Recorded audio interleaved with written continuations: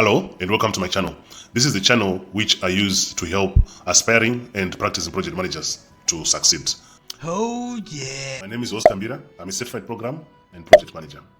This is a video tutorial on how to cut over core banking system from a legacy system to a new system. So there are certain considerations that you should put in place, especially when it comes to channel management, which is going to be the focus of this video. So in terms of the channel management, you have two options. The first one is either you keep all the channels open as you cut over the system, or you can decide to pick specific channels to be open, especially those ones with the facility for store and forward, like your ATMs, like your POS system, or any card management system. So you have to choose between these two options: putting off all the channels, or putting on only those channels with the store and forward, which means once you're done with your cutover, you are able to post the transactions or forward the transactions to the new banking system so that they get processed. So those are the two options. So in this video, we're also going to look into the comparison between the two processes. Which one is better? In what scenario? What do you lose? What are you trading off? Then the third part of it is going to be the best practice from other migrations, from other cutovers, from other banks. So I've been implementing banking system for the most part of my career, and therefore I found it very necessary to have this video to help project managers, either current project managers who are cutting over to the new system, or aspiring project managers who want to work in a banking system, so that they have the right choice, they have the right information to move from the old system to the new system. So at a high level, migrating core banking system from a legacy or an old system to the new one is a very delicate process. If it was in medical terms, you could consider this to be like a heart transplant, which means you need people to be focused. You need everyone's hands to be on the deck. Anything that is going to be done wrongly is going to force you to go back to the old system, which is going to be very, very demoralizing as a project manager. So you have been running this project of migrating from an old core banking system to a new one. Maybe a year, 6 months, 8 months, 3 years, whatever period you took, depending on the operations of the bank, the size of the bank, and also whether it's new or it's an existing bank. So you've been running this project. As a project manager, you're now thinking, how can I migrate the system to the new one without so much disruption to the customer service? So this is what we're trying to answer in this video. It is always not an easy task to change a core banking system from an old one, we normally call it legacy, to a new one. If you want to liken it to a medical field operation, this is like a heart transplant of the bank. So there is too much care that has to be taken. Also remembering that as a bank, they have customers. So you do not want to affect so much in terms of customer service. So you have two options. You either keep all the channels open to the old system or legacy system, and then post the transactions to the new system once it becomes live. That has got its own merits and demerits. You can also put only specific channels to be online during the cutover, and then you post the offline transaction into the new banking system. There are systems like POS, that is point of sale, and automated teller machines, that is ATMs, which have got a facility on what is called store and forward. So what does that mean? It means the system is able to store or to stand in offline mode, accepting balances, accepting transactions, cash withdrawals, and also validating the balances using the offline transaction. And then once the core banking system is up, then the store and forward facility will post the original messages, it's called ISO messages, into the new core banking system. So that is quite critical. So when you're running a project, this is part of the phase where you have to make a decision between those two options. So why should you make the decision between these two options? The first option is customer-centric. It means you do not want to affect so much of the customer service. The second option is more on reducing complexity, especially when there's a need to roll back. So which means you only have a small set of channels that are open into the bank. And then if there's a problem, a reconciliation or reposting of these transactions, it becomes very easy. So that is the trade-off. Now, we want to go into the comparison between these two approaches. One where the channels are all open. The second one is where the selected channels are open. I hope you're enjoying the video so far. If you are new to the channel, don't forget to click the like button, the subscribe button, and the notification button so that you're the first person to be notified each time a new video is uploaded on this channel. So we are going to first look into the pros and cons of when the channels are all open during the cutover period, which means during the migration from the old system to the new system. So the first pro for having the channels online is to minimize disruption to customer service. So what does it mean? It means during this period, if all the channels are up and running, the customers are being serviced from all the angles, probably including branches, if the bank prefers to do that, but mostly on the digital side of it, which means the ATMs will be open, point of sale will be open, internet banking will be open, mobile banking will be open. So as far as the bank is concerned, this is more like business as usual. As far as the customer is concerned, it's seamless. They can't see it because all the services are open. So that is the pro or first advantage of having all the channels open, whilst you are doing a cutover from old banking system to the new banking system. So the second one is on the business continuity. So what it means is you don't stop operating. You're posting transactions in the old system, and then later on you intend to post them into the new system. So there's business continuity. All the channels are up and running. You're serving your customers. So those are the two main pros for having the channels being open during the cutover period of a core banking system from old one to the new one. Let's look into the cons. All right.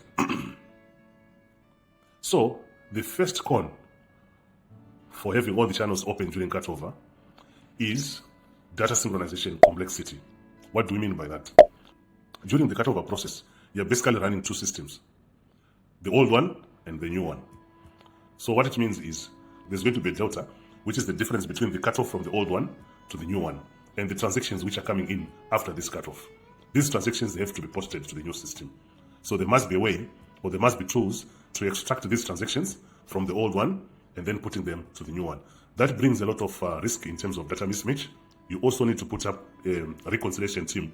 Since these transactions are no longer in their original states, someone has to reconcile to make sure that the figures coming from the old system, those transaction deltas, they are the correct ones, which are also going to the new system.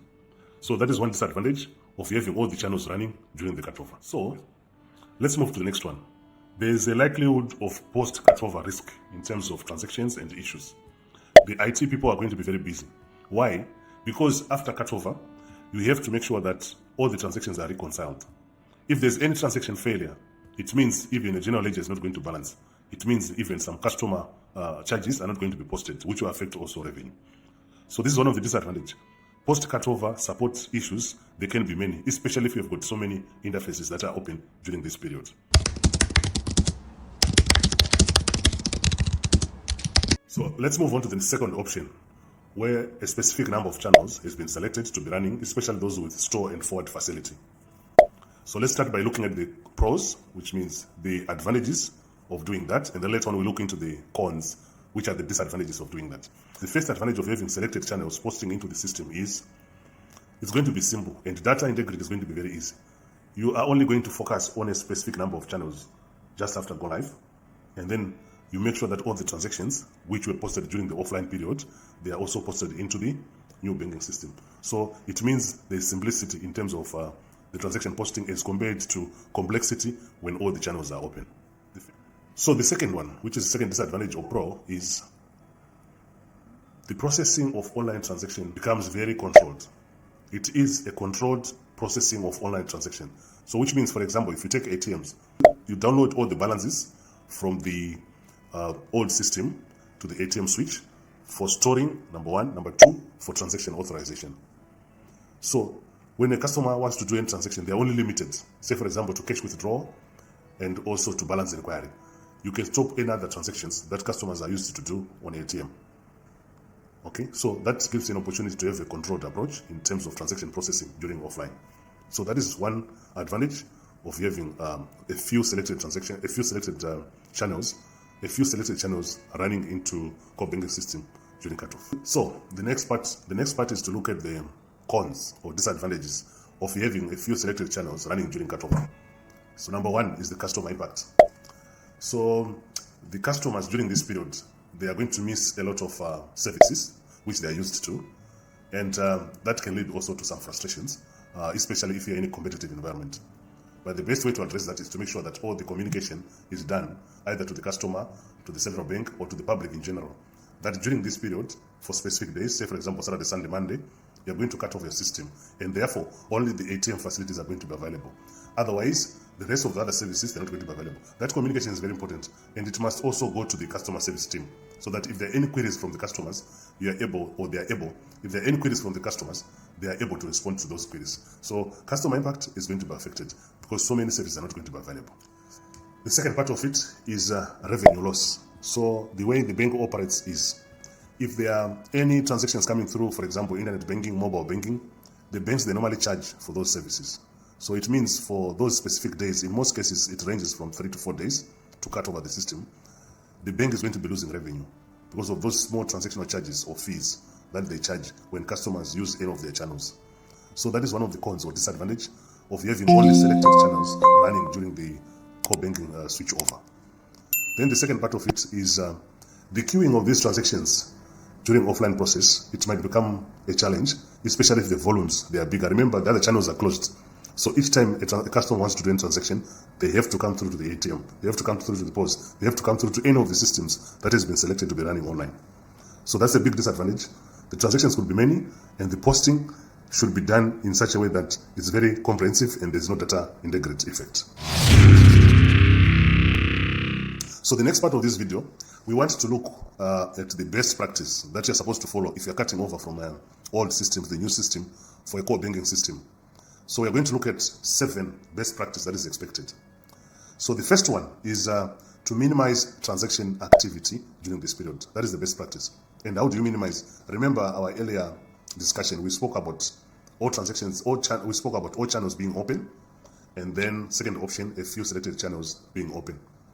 So it becomes very important that you minimize. So therefore, option number 2 is normally what is followed by most of the banks when they're cutting over from the old system to the new system. So you must make sure that you minimize the number of transactions that are coming in case there's a need to roll over, in case there's a need to do any reconciliation, and also the posting of transaction. You don't want the posting of transaction to take 2 or 3 days, because there's no way the system is going to be open while these transactions are still coming in. Otherwise, it might lead into overdrawing of accounts, which is not expected during that period. Second best practice item is to enable the store and forward facility. The advantage of storing and forward is it will store the original message, transaction message, and then it will repost the original transaction message into the core banking system. So which means there's no change, there's no manipulation on the original transaction, both in terms of details and also in terms of value. That is one big advantage of doing that. The other best practice is to have extensive communication to all stakeholders during this period. So what does it mean? You don't just wake up because the system is ready, because the staff members are ready, you change the system. You need to communicate to so many stakeholders. One of them is the central bank. The other one is your customer. And then the third one is the public in general. Fourth one is also the government.